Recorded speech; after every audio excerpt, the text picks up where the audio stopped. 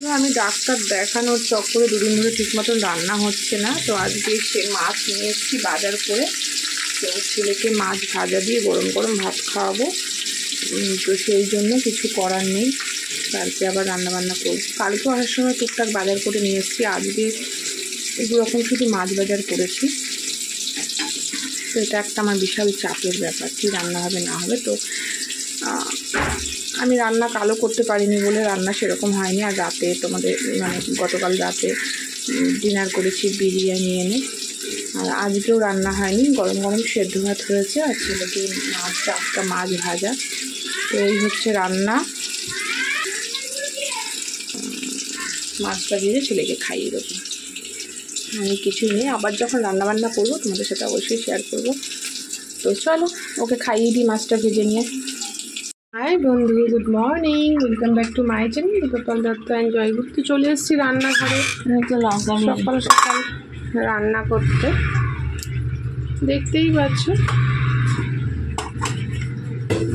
ভাত বসে গেছে, এখানে কড়াতে তেল দিয়ে দিয়েছি, লাল শাক কুচিয়ে নিয়েছি। তো আমি হচ্ছে লাল শাক করব আজকে, আর করব কাতলা মাছ। তো চলো আস্তে আস্তে করে নিই। তো দেখো বেগুন ভাজছি।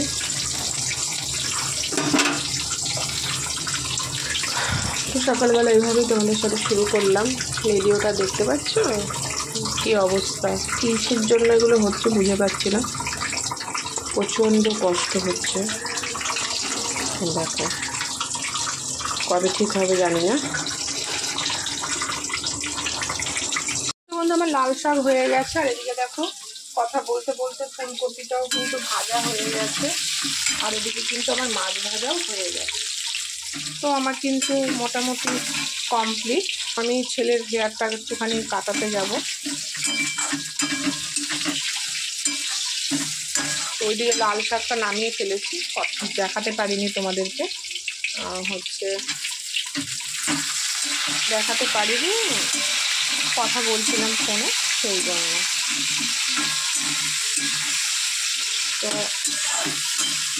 অনেকে অনেক রকমভাবে খায় কাতলা মাছ, কিন্তু আমার বর এইটাই ভালোবাসে, এই তোমার ফুলকপি দিয়ে আলু দিয়ে জিরে বাটা দিয়ে এটা দিয়েই পছন্দ করে। তো এর জন্য এরকমই করি। জিরে লঙ্কা বাটা দিয়ে দিয়েছি। এই মাছ কিন্তু কালিয়া টাইপের তো ভালো লাগে।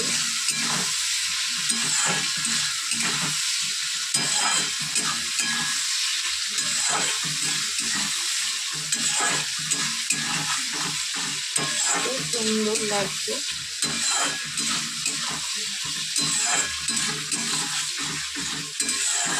মশলাটা কষে গেলে, মশলা থেকে যখন তেল ছেড়ে যাবে তখন আমি জল দিয়ে দেবো। তো বন্ধু দেখো কত সুন্দর তরকারিটা কিন্তু মশলার থেকে তেল ছেড়ে গেছে, আর কি সুন্দর লাল একটা কালার আসছে। পুরোপুরি কিন্তু ভাজা হয়ে গেছে। একটু জল দেবো।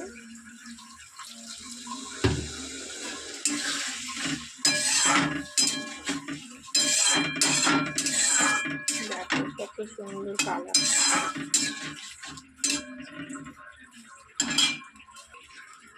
এবার ফুলকপিটা দিয়ে দেবো, দিয়ে একটু কষাবো।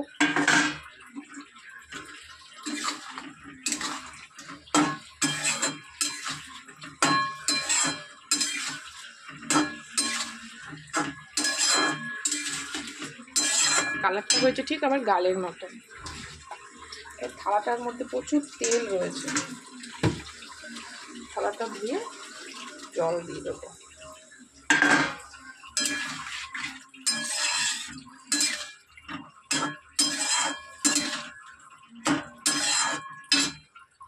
তো বন্ধু ঢেকে দিলাম।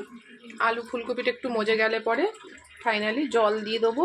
ফাইনালি জল দিয়ে মাছ দিয়ে ভালো করে ফুটলে নামিয়ে ফেলবো। তো চলো এটা হোক, তোমাদের সেকেন্ড পার্টে দেখিয়ে দেবো। তো বন্ধু দেখো ছেলের ভাত রেডি করে নিয়ে আমি আবারও চলে এসেছি কারণ ওকে খাওয়াতে বসলে হবে না, একবারে তরকারিতে জল ফল দিয়ে তারপরে বসতে হবে। তো দেখো জল দিয়েছিলাম, কি সুন্দর মাখা মাখা হয়েছে, দেখতেই পাচ্ছ সুন্দর হয়েছে। আজকে বরের মন ভরে যাবে।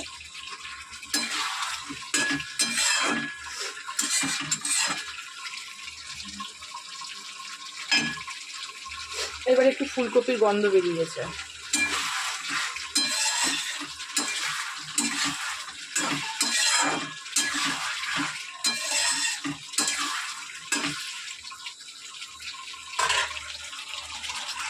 এবারে আমি জল দিয়ে দেবো, আর ওয়েট করতে পারছি না, ছেলেকে নিয়ে আবার বেরোবো, আমার কাজ আছে।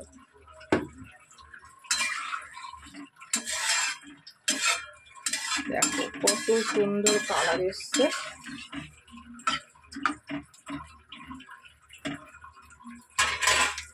এবার আমি একে একে ভেজে রাখা মাছগুলো দিয়ে দেবো।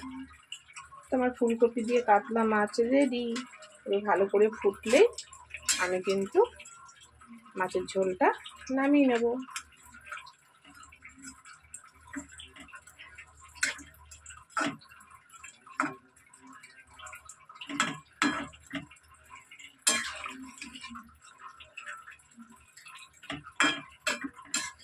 তো চলো এবারে আমি ঢেকে দেবো, হয়ে গেল। তারপরে এই কাজবাজগুলো ছেড়ে ঘর দোর ঝাড় দিয়ে আমি কিন্তু মুছে টুছে আমি স্নান করে একবারে যাব বাজারে।